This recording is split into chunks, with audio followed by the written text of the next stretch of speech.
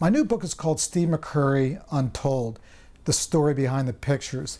This is very exciting for me because it's really a very different kind of book than I've ever done before. It's a book looking at how I work, the backstory, really my process, digging into my archive and getting pictures and documents and ephemera that really I haven't looked at for, in some cases, 20 or 30 years. I think one of the most exciting stories I worked on was the monsoon. When I was a child, I remember seeing the work of Brian Brake, who had done a story on the monsoon for Life magazine back in 1962. And it really stuck in my imagination that at some point in my life, I wanted to go and experience that phenomenon, that incredible rain. Sort of fast forward 30 years, I found myself a photographer, and I thought back to that story of the monsoon. I thought, I really want to, in a way, reinvent that story and do it in my own way. During my monsoon coverage in India, I learned that there was this terrible flood in one of the cities in Gujarat. So I got a flight, and to my horror, I saw that 3/4 of the city was underwater. People were living on their roofs. They had no fresh water. They had no food. So I set about documenting this situation. I literally spent the entire day walking around up to my waist or my chest in water, and the water was very dirty and full of dead animals. It was very disgusting, but I had to move around. In the evening, I would go back to my hotel room.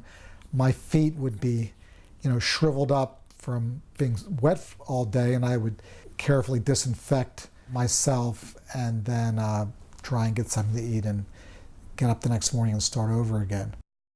During the monsoon in Bombay, I was in a taxi at a red light, and this mother and her child came up to my car window looking for some money. This all happened in about 7 or 8 seconds. I raised my camera.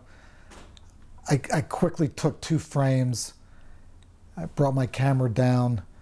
The light changed, and off we went. Well, 2 months later, I'm editing my pictures at the magazine, and I came across these 2 frames, and I was really delighted that the picture came out as well as it did, and it really seemed, in a way, symbolic of kind of my world and her world and the contrast. I'm in this air-conditioned bubble. She's out there in the elements, the heat and the rain, and how these 2 worlds came together for a moment, and then suddenly we left, and we drove off, and that was the end of the story.